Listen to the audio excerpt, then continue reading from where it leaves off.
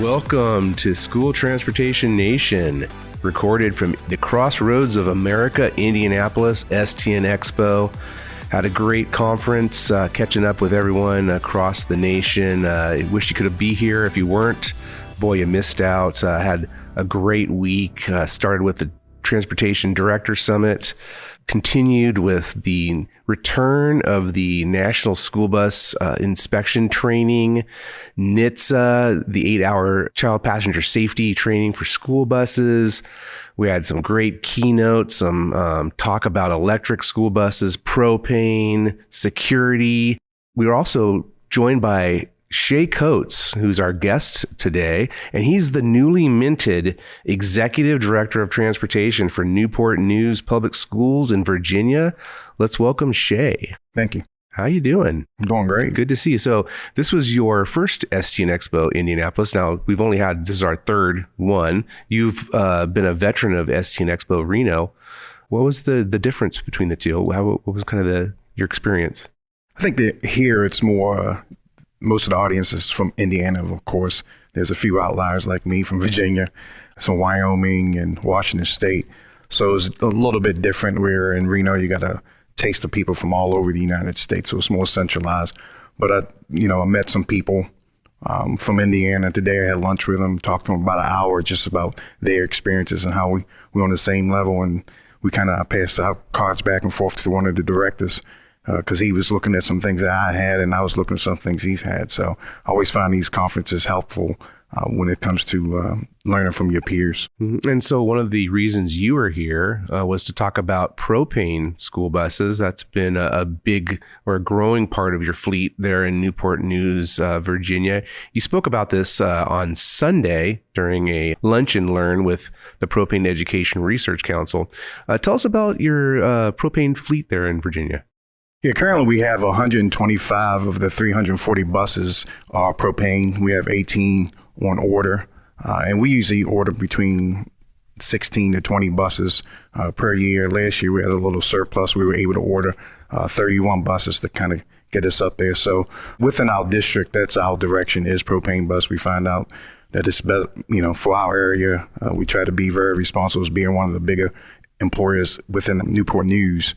We find it being responsible, trying to be clean, and not just with the school buses, but other things in our district. And what's interesting to me about that is there's been so much in the news over the last several years out of Virginia about electric school buses. There's, of course, that big project with Dominion Energy that they've been basically floating a lot of initial electric school bus projects with a lot of districts.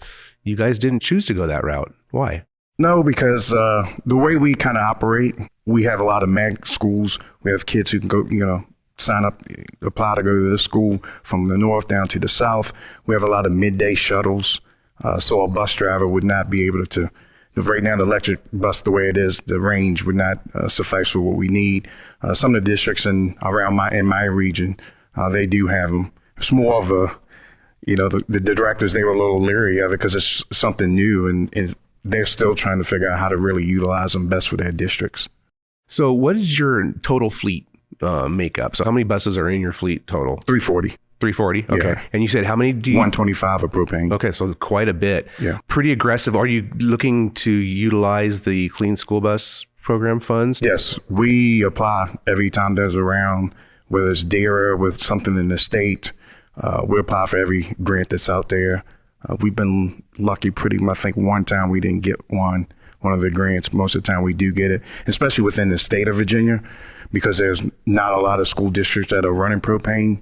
So you have a lot who might be looking towards electric, and we're like one of the few who are looking for propane. So we kind of luck out and able to get some of those funds to help us out. Yeah, well, talking about there's a lot of funds available right now with the Clean School Bus rebate that opened up last month and runs through August 19th. So right. I imagine you said you're going to be taking advantage of that. One of the things that really jumped out to me, Shay, this week was there was a lot of talk about that Clean School Bus program and the amount of time it takes to set up the account on the SAM.gov yep.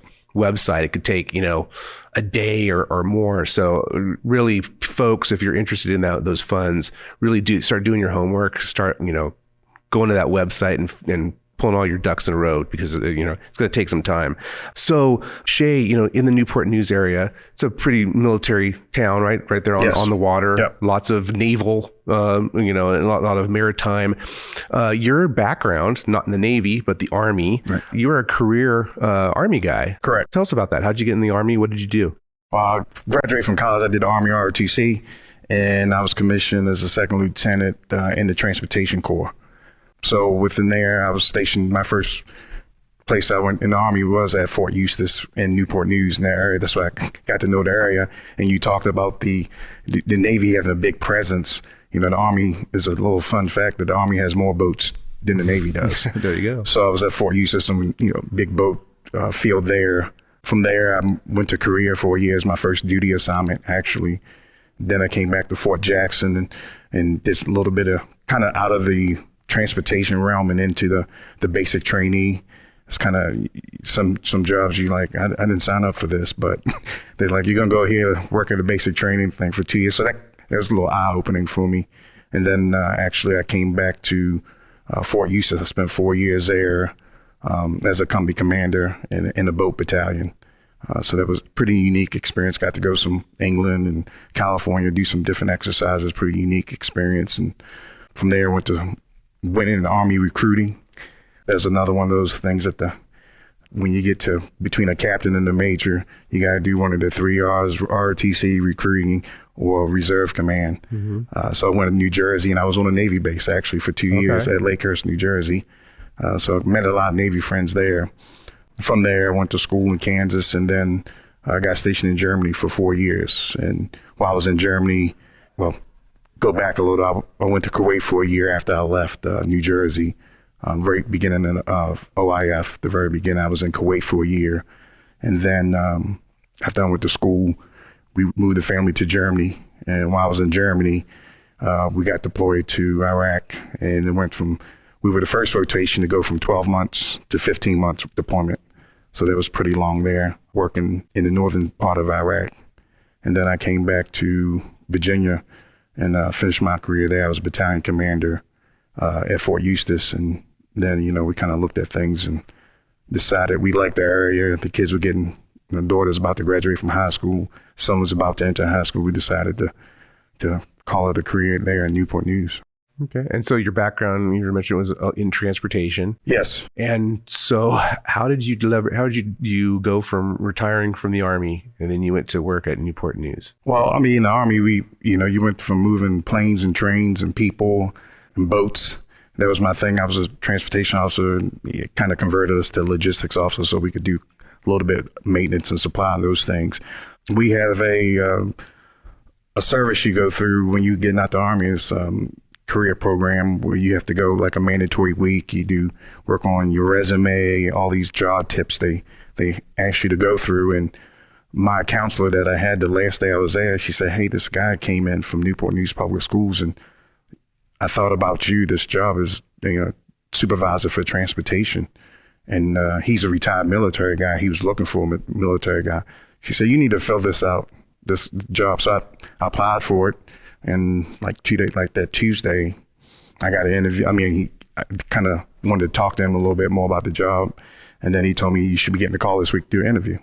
And that was the one job I applied for, and I wound up getting it. And now how long have you been at Newport News? Almost 9 years. September will be 9 years. And like I mentioned at the top, so you hot off the presses, just named the executive director of transportation.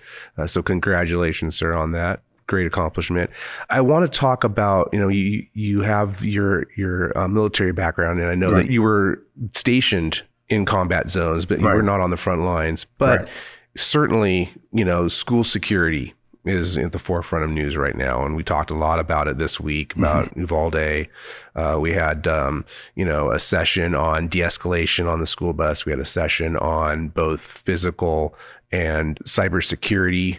What have you been able to do, taking from your background, working with your school district, to make sure that your school bus drivers, your transportation staff, your facilities are safe and secure? One of the things, and unfortunately in our district, we had a shooting in September. One of our high schools, it was not somebody from coming inside. It was a student from inside who got into a fight with another student and wound up shooting a teacher and two other students who, thank God nobody was killed in that incident. And that day we kind of fell back on some of the things we've had to always make sure we had drivers around, because when it happened, it was during the midday. And a lot of places when it's midday, people go and work another job sometimes for 2-3 hours and then come back. And we have emergency lists of drivers we just keep around. Like if we need to call you, you need to be ready. And we always update that list every year to make sure we have at least 20 drivers to come and go into an incident. So we were able to, and most of those drivers, so happen we're doing midday stuff, we were able to rally them up. The superintendent calls like, I need buses here right now at the school. Some of the lessons we learned as a district is how do we make sure we're all on the same sheet, because it was very chaotic. Parents were coming there to the scene. How do you work through that piece of trying to account for the kids and then try to get the kids away from that area, make sure they got accountability, and then we put them on the buses. Okay, who did we put on the bus and where are they going? So it was a lesson learned for the district, how we can do that better, working with our security. And also not just our security for the school, but your local law enforcement. You hate to have to do these type of drills, but you need to be able to do them like any Army unit.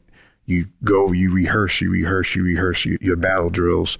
And unfortunately, that's what we have to do now, even with the drivers during the summertime. If there's some in-service training, if we get active shooter training with our local law enforcement, and just making sure they all understand those drills. And also because the drivers never know when they're going to be at a school, and how do they fit into the school that they drive. They drive from several schools, of course, but what is the procedures at that school for something with an active shooter? What do I do if I'm on a bus where I have kids, working through those things, which are difficult because they're, like I said, they drive at so many schools, trying to understand how each school does it, based on how it's geographically placed. It's really important, and it's unfortunate we have to do that, but I think making sure we arm our employees with the knowledge and how to execute when things go wrong. It's that continued vigilance, right? And you mentioned, summer. I believe next week you wrap up the school year. Correct. But as we were talking about earlier, no time to look back. You're looking forward. The school year's coming to an end. Yes. Got to close that chapter. You're on to the next, right? So you were mentioning you have some summer school coming up. How many students are you looking to transport? We have a summer school about 7,000, and most of the kids we do transport to school. We'll start July the 5th for our program that lasts for about 4 weeks. And then this school year, actually, we're starting school a week earlier. So we have much less of a break, but we'll get out of school next year earlier. So it kind of pays off then. So just really we have summer school, and then how do we get more drivers in, because I'm short over 100 drivers. I've been that way all year long. And then looking at our routing for the next school year, how can we improve on that routing? We do a lot of unmirroring routing, but we're trying to find a way where we can go do mirroring routing. Our bus rides for students are much longer because we're so short people, more kids on the bus, especially for our magnet schools. We also are implementing student ridership for next year. We did a pilot with 5 schools. We were supposed to start last year, but the equipment didn't come in time, like a lot of other things. So we're doing the pilot right now with 5 of our schools, and then we'll move that in to push it to the rest of the district starting the beginning of the school year. So that's one of the big programs we'll be pushing through for next year for us. So speaking of shortages, you mentioned the school bus driver shortage. Right. What about shortage in the garage? Yeah. Your maintenance staff? For a while, we had about 4 or 5 years in a row. We had a good crew going. Nobody left us. We usually lose people to the city. Unfortunately, they go to the city, make a little bit more. We had some shortages this year, and we were able to fill them, which is pretty amazing, because usually we have a shortage. You might go almost a year before you can find somebody. We have a new fleet manager. My old fleet manager retired, and one of the things I asked the new fleet manager is, like, if somebody doesn't have all the credentials, but it looks like they have a good attitude and might willing to learn, let's give them a chance. Train them I say, because like I say, everybody was in that position at one point. So we decided, like, rather have somebody who might not know everything, but somebody you can teach and learn and kind of mold them to bring them out the way you want them to in that field. So we're able to fill that. But it is definitely one of the positions when you don't have them, it's tough. Mm-hmm. And all the other shortages that we're dealing with, or inflationary issues. There was a lot of talk about fuel increases that everyone's been shouldering for the last, several months. Yeah. How's that impacted you guys? Fuel wise, we have actually been okay just because I'm short so many drivers. I don't have those buses on the road. Mm-hmm. Diesel, yesterday, I think Steve was talking about, $4.40. I looked at it right before I left, and we're paying $5 a gallon for diesel and about $1.88 for propane. Yeah. So we definitely make sure we have our propane buses on the road as much as possible. So we kind of lucked out, and we always, I don't say pad it, but we look for the worst case scenario. We didn't look for fuel jumping up that high, mm-hmm. but we make sure the fuel budget is always sustain any type of issues that might come about. Yeah, you're referencing Steve Whaley yes. from Propane Education Research Council, who facilitated that panel. You were joined by Kane Smith, the Director of Transportation at Cy-Fair ISD in Houston, as well as Amy Rosa, who's here in Indiana at Wani School District. Definitely propane, we were talking about, has gotten mm-hmm. more expensive as well. These increases have hit everything, but certainly not at the same level as what we're seeing with diesel. Right. What about, there was a lot of conversations today at the trade show. We had about 60 vendors. It was a great show, a lot of activity, but a lot of talk was about delayed receipt of school buses. This is nothing new. Obviously, there's been shortages. We're hearing you order a bus now, you might not get it till the fall of 2023. Yeah, last summer we ordered 31 buses. I applied for a grant, and I had to wait until the grant to go, apply for it before I can actually purchase the buses. And we ordered them in June, and we didn't get them the rest of them till almost end of March. Actually April. Wow. Came back from spring break, first week of April, and then we got the rest of our buses. It's been that long. And one of the things I've talked to some of the big school bus vendors is, these grants are out there and they have a timeline on them. And right now, you say you have to get your bus by, like, say, October. We got the DARE grant that came out from the government, and I think we were supposed to be notified in January.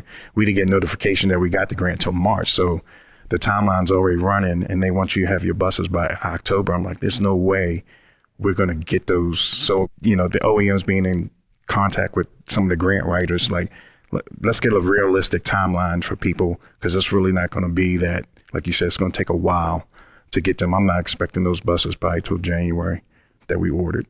Certainly lots of challenges that everyone is shouldering right now, but Shay, obviously you've been doing a great job as indicated by your promotion. So again, congratulations on that. Thank you so much for joining us. Thank you for being here this week and sharing your experience and your leadership. And thank you all out there in the nation for joining us for this episode. As we do each and every week, we appreciate our sponsor, TransFinder, for supporting this podcast, the leader in school bus routing. And I want to take a second to tell you what TransFinder wants you to know about their trifecta. That's the Route Finder Plus, Stop Finder, and Wayfinder. 3 solutions that work seamlessly together.